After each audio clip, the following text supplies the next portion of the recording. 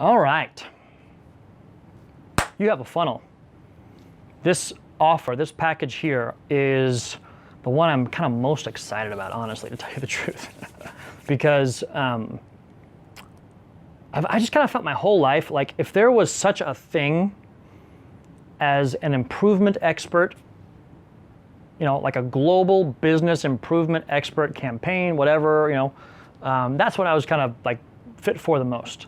So I'm going to tell you a little story about why we're different in how we optimize than anybody else on earth and why no one else can compete. And this is a bold statement, but it's the thing that, besides my experience as a sales funnel expert, this is the thing that makes me unique from everybody else. People could do as many as I have, or bigger, or more, but they can't do this. So I've been blessed with a kind of a unique gift, and that is I've been an actor my whole life. Since I was a kid, I've been acting, and then I did some stuff in high school and things, and then I was offered a chance to go back to college on a theater scholarship of all things, like randomly. I auditioned for a show, and it was a Shakespeare play, and you had to be a student, but we didn't know that. So got one of the leads, we're in rehearsals, where's your schedule? I don't know. So they actually just gave me a scholarship to go back to school. And then from there, I actually kept going and got a really great education, and then actually even transferred from there to Brigham Young University's music dance theater program, which is one of the top 3 in the whole country. Impossible to get into. So I've been a professionally trained actor for a long time, and then I've done lots of stuff. But I have a unique, that's one element, you know, being able to kind of know how to do that, and I'll come back to that in 1 second. But when I was a kid, I grew up in New Jersey, small little private school with the same 10 kids from kindergarten to 8th grade. Then my mom got divorced, and we moved to San Francisco. And Northern California is very unique. It's different than anywhere else in the world in terms of the kind of the melting pot of cultures, and not only melting pot of cultures, but the way that they kind of, you know, integrate with each other. It's pretty amazing. But we moved out to a city called Pacific, out on the coast.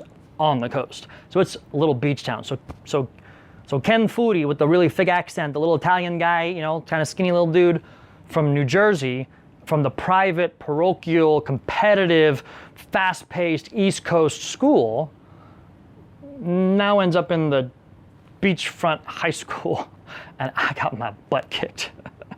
They couldn't stand the skinny little thick Italian, you know, accented Italian kid who just naturally got into the next classes. I was in junior, senior classes really quickly, and they didn't like me at all. They hated me. I got into so many fights my freshman year. You know, it was crazy. And I started to learn how to keep my mouth shut. I was trying to figure out why. Why don't they like me? What is the deal? And so I started people watching a lot. You know, 12, 13 years old. And I'm watching kids at the schools, and I'm watching people around town and whatever. And then when I got to 16 years old, I got my driver's license. I got a little car.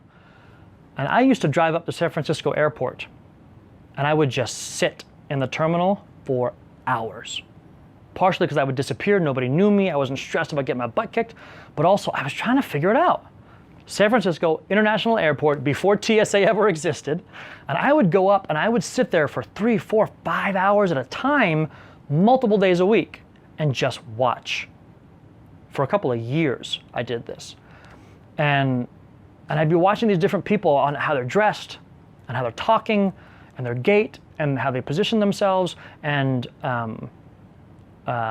their voices, and their attitudes, and the speed of which, you know, and I would start trying to figure them out, trying to understand, you know, what is it about that person that makes them that way? Because they, you know, you ever notice how some people act and sound the way they look? Like you look at them and you're like, oh, that's a grumpy Gus. They open their mouth and you're like, yep.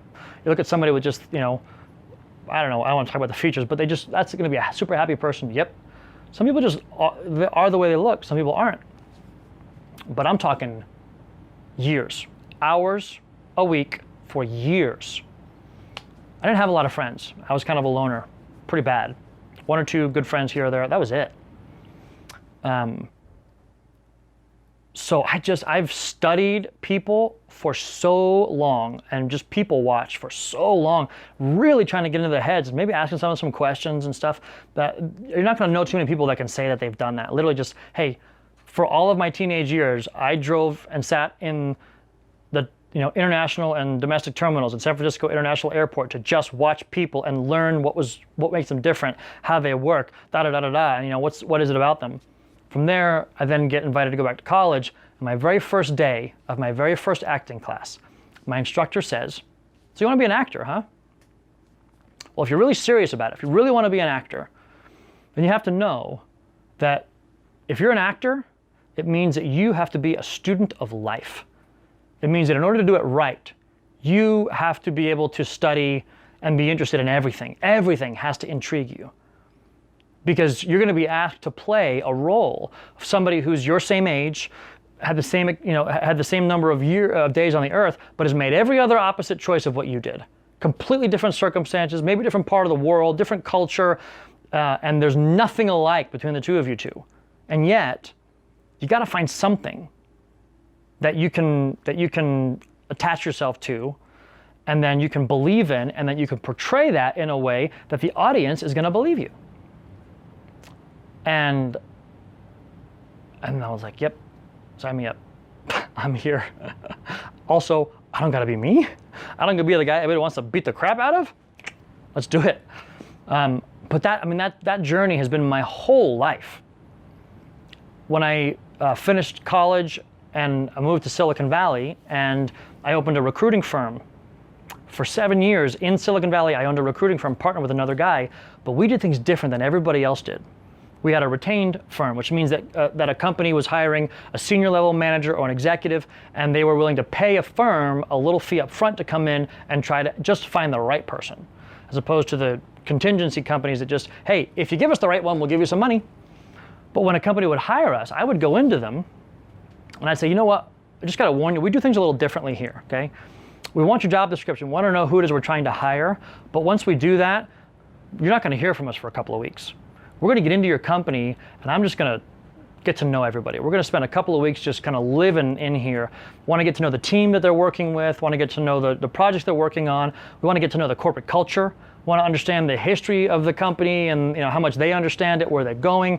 So we want to be able to find not just the ABCs, 1, 2, 3s of the resume, but we want to find the perfect person that's going to fit as a personality, as a match for that team beneath them that they have to run and the executives above them. So when you hear from us, you're going to get 3 resumes, 4 resumes, that'll be it. You'll pick somebody from there. More often than not, they've picked more than one and hired them for something else because they were just good matches. So for 7 years, I got to go into like hundreds and hundreds and hundreds of companies, maybe even 1,000 companies in all over in Silicon Valley. The biggest companies there are. We're talking Oracle and Sun Microsystems and all these different companies, and I had free reign. I could walk into the CEO's office and sit down and ask him some questions. But in the back of my mind, as the kid who knew at 10, 11 years old, I wanted to do business, be a businessman my whole life, that's a playground. That to me is like, I want to know everything there is to know. I want to know about what makes companies succeed and fail. I want to make, what was a failure that a company made and did they learn from it? Or they did not learn from it? Is it going to happen again? And I can't tell you how many times I saw companies who had incredible world-changing things. The biggest mistake was the guy who created the thing thought he should then run the company, didn't know anything about it. And so I had a chance to learn so much about business, so much about people, so much about technology, which, that's why you hear me reference Geeky Ken all the time on Facebook. Geeky Ken strikes again. I was a computer science and business double major in college because I've kind of had that brain on both sides. So that story, and I know I realize it's taken a lot of time, but because of that, I have just an unbelievably unique ability to speak to the proper audience for the offer, the proper way to get them to do more, buy more, stay more, watch more, longer than most people ever do. We have a VSL Experts offer that's just specifically tied to, you got one video, I'll give you another one. If we outsell yours, you give me a percentage of the extra. That's the whole freaking offer. But I'm also a techie. So When I go in and we review and we revise and we optimize, do we do typical CRO work? Yeah, of course. Not typical, atypical, but it's still exhaustive. It's still, all the things that we're split testing, all the things that we're multivariate testing, all the things that we're tracking, all the different traffic sources and all that kind of stuff.